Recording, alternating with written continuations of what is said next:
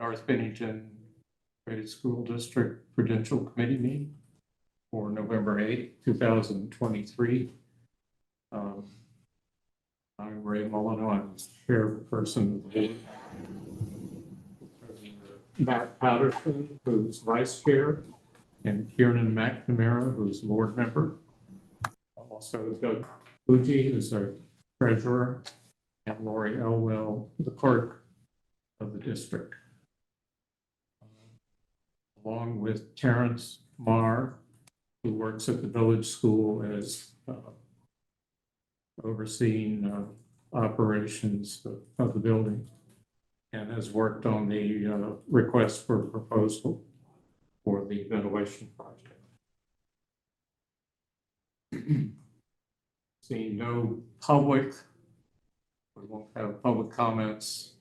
The second item on the agenda is finance. And I'll turn that over to Doug Fuji to talk about the treasurer's report. Can you guys hear me? Yes. Yes. Okay, good. Sorry about that. I was having some technical difficulties with my Wi-Fi here, so I had to reboot. So I'm just pulling up the report now here. Not a lot to report. Everything is pretty straightforward this month. Tax collection for the village is well underway, which obviously flows over to the school. As I noted in my email, with the size of the warrants for this month, I advanced the village advanced $200,000 to the school district as part of taxes that would be paid to the district in December. That way there, we don't have to draw any further on the tax anticipation line and have additional interest charges. That payment will be due in December. So I'll have, usually I think it's about the first week of December, M&T will get us the statement. So I just figured since we are well into tax collection, we would process it this way. And I know Mary has told me in the past that that's been done in years past too. So other than those two items, unless anybody has any questions, I don't have anything else. Like I said, last month was pretty straightforward. We had the correction of the two checks for the other two schools. Bear with me for just a second. I'll pull up who those ones were that we adjusted because the checks were incorrect on the original warrant, if you remember from last month. Yep. So let's see. We had corrected checks that were for Southshire and Maple Street. So those were corrected later in the month and the correct amount was sent out. They didn't mail that. Okay. Thank you. Yep. There is a packet of the expenditure report from the SU. We usually don't discuss that. I guess we will go right into consent agenda. Okay. All right. I'm going to jump off if nobody has any other questions for me, as I have a pile of tax bills to process here. Yep. All right. No problem with you doing that, though. Thank you. Thanks, everybody. Have a good evening. Yep. So the consent agenda would consist of the warrant for this month and the approval of the minutes from last month's meeting. I think we can do them together, or well, we'll just do them individually. So I'll ask for approval of the minutes first for the meeting on October 11th, 2023. Any questions or comments about those? I need a second. I'll second. Thank you. Any discussion? Seeing none, I'll call the question. Are we in favor of approving the minutes?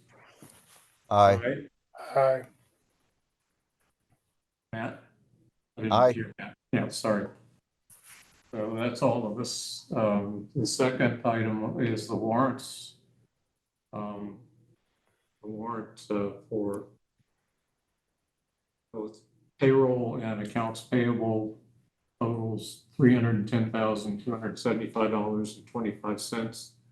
The payroll part of it is $68,3578, and that pays the largest disbursement is to Doug Bucci for his treasurer's salary. I believe this is on a quarterly basis, basically. Then there are payments that you all should have received as for your stipend, board stipend for the year, and payroll taxes and state the 941 taxes and Vermont Department taxes for the Vermont share of the withholding.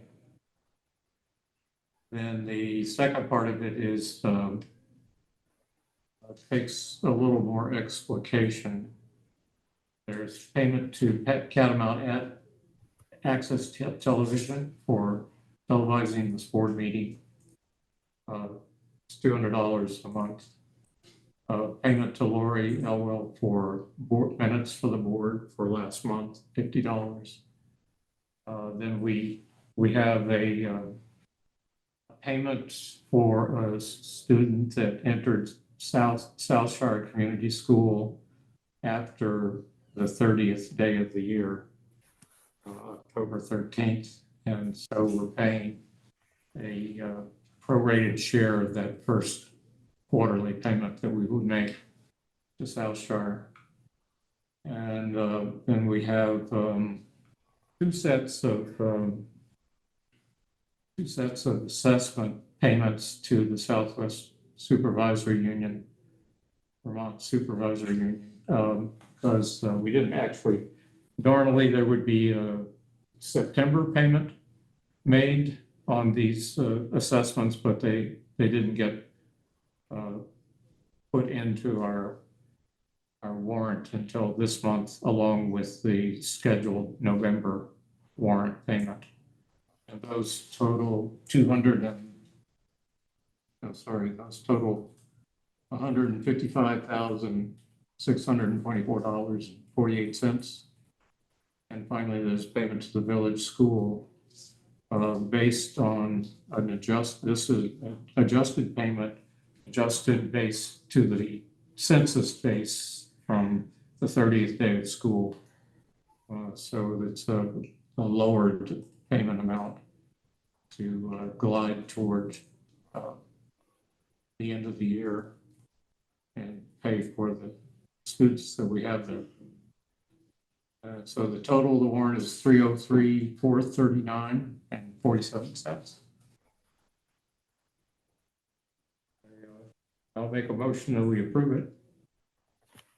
I can get a second. Motion. Second, whatever. Any questions about that? If not, I'll call the question. All in favor? Paying the warrant? Right. Aye. All right.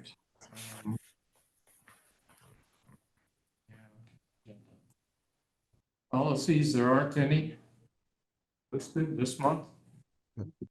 Superintendent's report. Could I defer to Holly, because Yes, she's on a you time? You may. Yeah.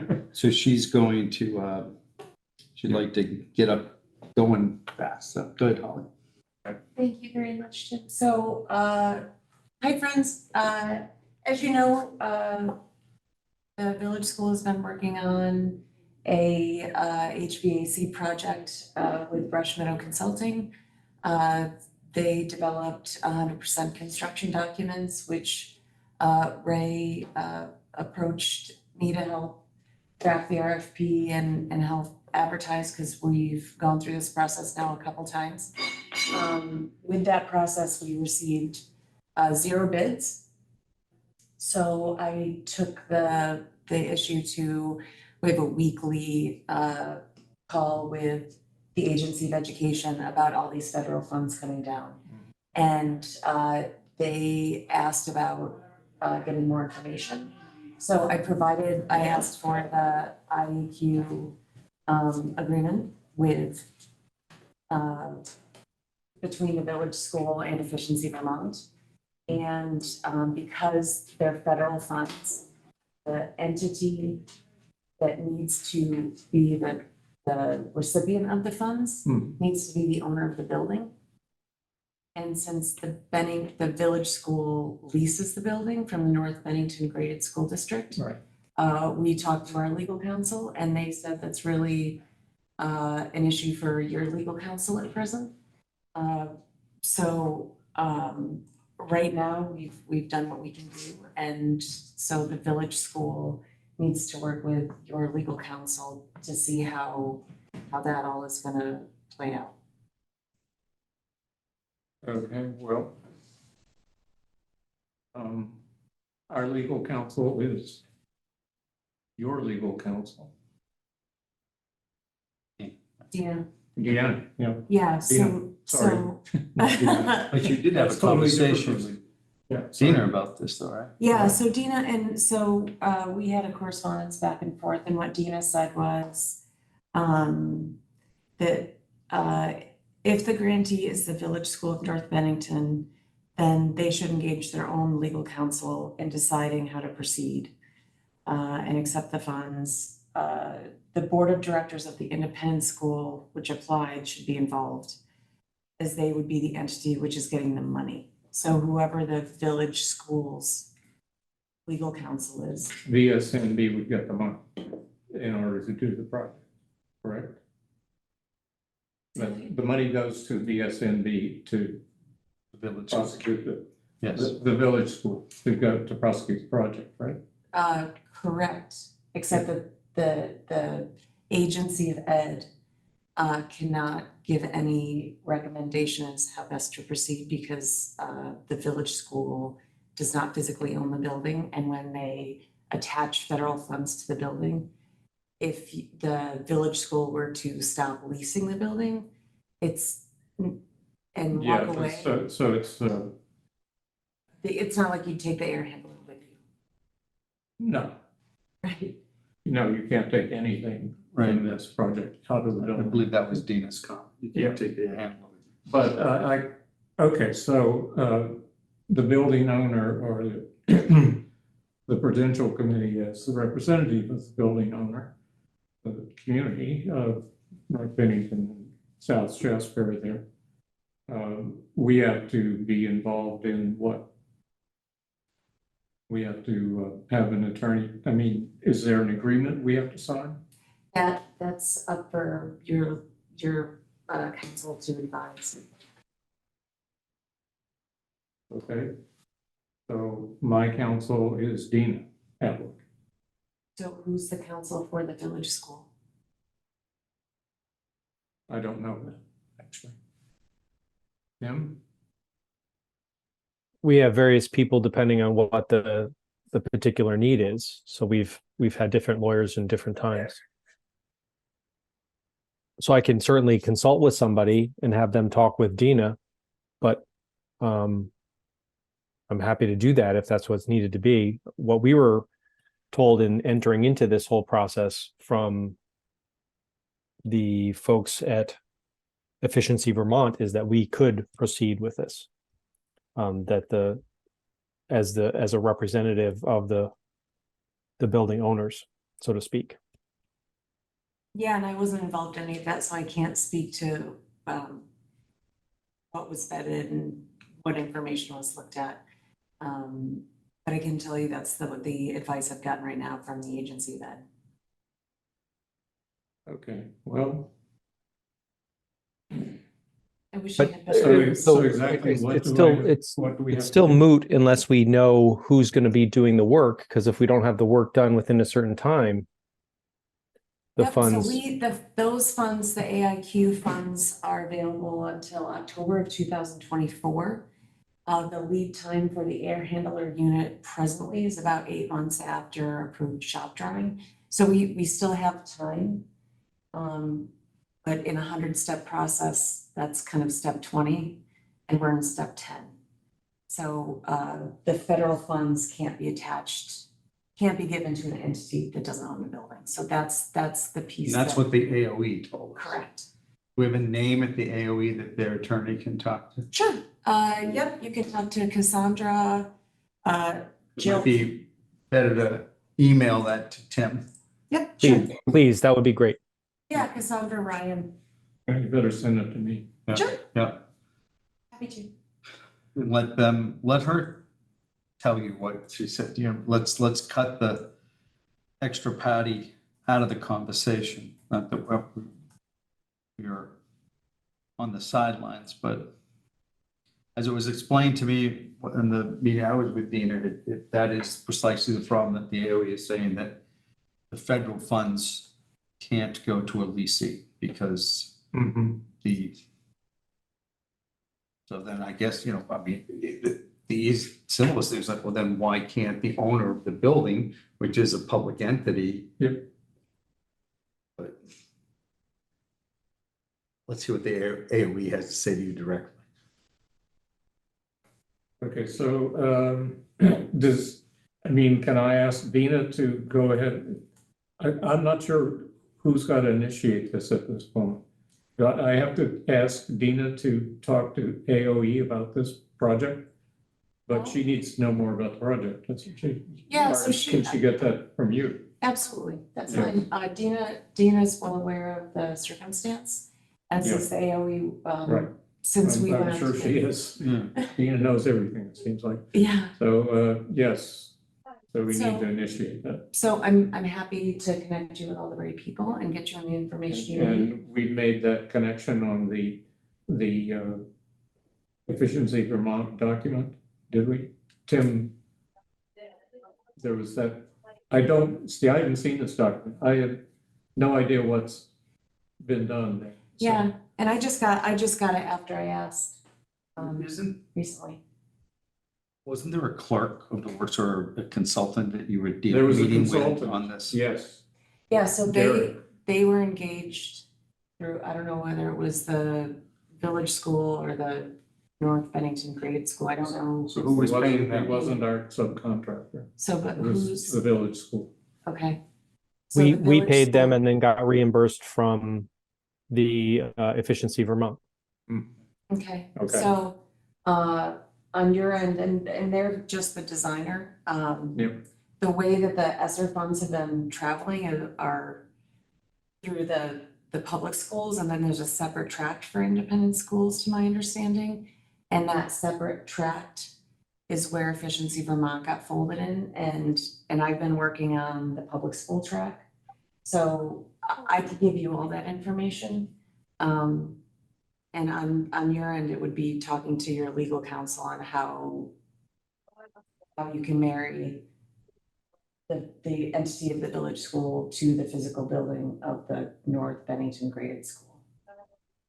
Well, it's married in the sense because it has a lease to operate in the building. And that's current lease. So So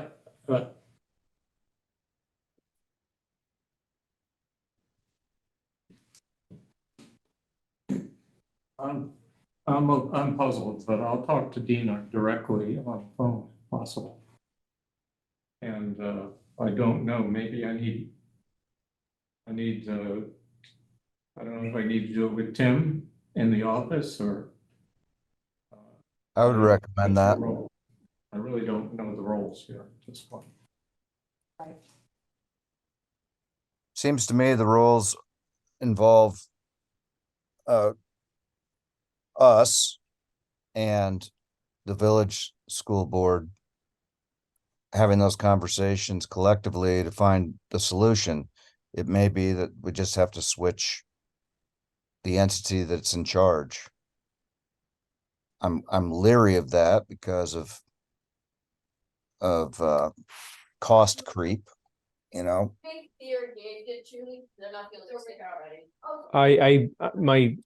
We'll figure this out. I think this meeting is not going to be able to do that at this time, No, but no. the concern is really going to That's be the right. timeline. I don't know that we're going to be able to get a contractor within the timeline, so this may just evaporate unless they can give us some sort of an extension to the timeline. So we'll have to figure that out. So is it possible?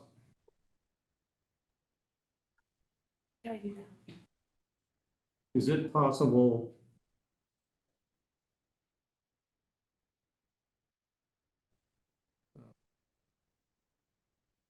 So, I don't know what else. Is it possible to pursue looking for contractors while we straighten out this legal situation? Yeah. I didn't know we had. I don't know the answer to that Mhm. because of the sequence of events Because for at this point, procurement. we don't have contractors, we'd have to. I mean, how do we go about, I mean, at this point, how do we go about finding contractors since we still have to, given the size, we have to abide by state rules on bidding? Yep, so, my sense is the first step is making sure we can use the fund, that we can accept the funds and use them. Yeah. And that would be I think, on the village. I think the first step is talk to the AO, the name that you're gonna send to Ray Sure. and Tim, and let them hear what AOE's objection is to having the funds go directly to the village school. I think I'm okay in principle with them going through the district, but I'd like it resolved quickly. I'd really like to see that we can get some contractors, but I think they ought to be two tracks going to a destination at one terminal.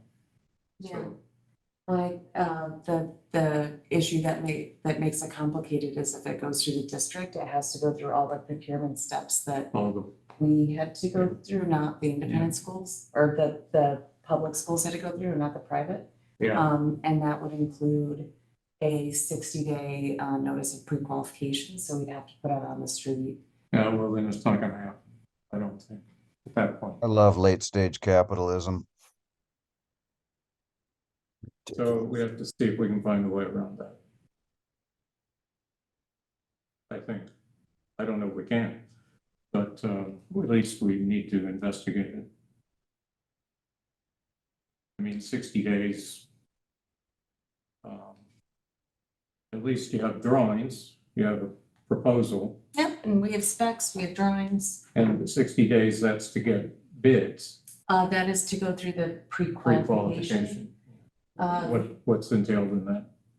We would have to do the same thing we did with bidding, is that we'd have to put out a pre-qualification request. We'd have to both publicly advertise and invite. And then once we had bidders that were submitted pre-qualifications, then we could put out the RFP to bid. And that's another 30 days. Yeah. Well, meanwhile, this equipment needs to be ordered or it won't be installed. It will never be here to be installed in a timely manner. Tim, did you get reimbursed for the engineering work? I believe so. I'll have to double check, but I believe so. But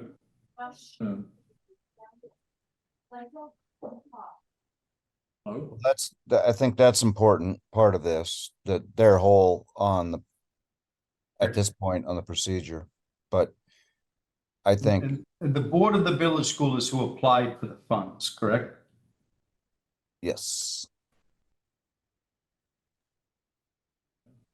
Under the guidance of the AOE, yes. And Efficiency Vermont.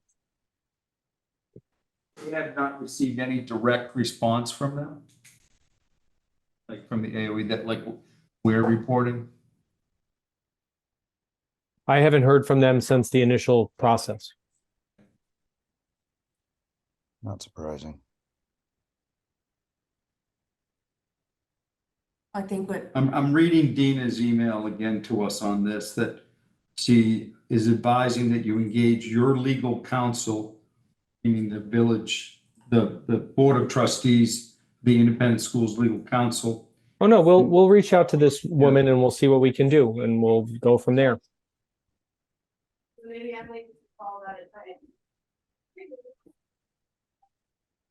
But I appreciate that, but I think the timing of just the the contractor is the piece that I think is going to be the most difficult at this point. Yeah, we're struggling with the same thing, Tim. Yeah, well, that's Yeah. a big issue. Yeah. The legal issue is resolvable, maybe. Yeah, but we might be able to figure that out, contractor but the issue contractor may be the Contractors problem. that is just, signed a contract in July and just showed up to do the work last week. Mhm. yeah, right. That seems to Yeah. be, I mean, I think that's our biggest hump to get over, but, All right. Yep. I I agree. I agree. I'd like for Dina to tell me what she thinks has to happen and, I'll Tim's reach- gonna have his attorney and they're gonna have to communicate. I will, All of us I'm in can- I'm in an arbitration all day tomorrow with Dina, so I'm sure there'll be downtime in which I can discuss with All her. right, she can call me, she knows my number, but you know my number. Yeah. Right, you have it in your phone. Yeah. So, I wish I had better news. and, you need to, well, Tim can be reached at, the village school. Yep. That's 802-442-5559, correct? Am I right? 5955. They have the number. Yeah, we have. Yeah, all right. Yep. Sorry. Not a fine. And, Thank you, Holly. Thank you all. thanks, Holly. You're welcome. We'll get through this. Okay, so, I don't think there was much else on the agenda. Tuition payment, yes. Yeah, I did adjust the payment. Dave, I won't really go through it. I sent you guys, I thought I sent you my computation sheet, but basically I take the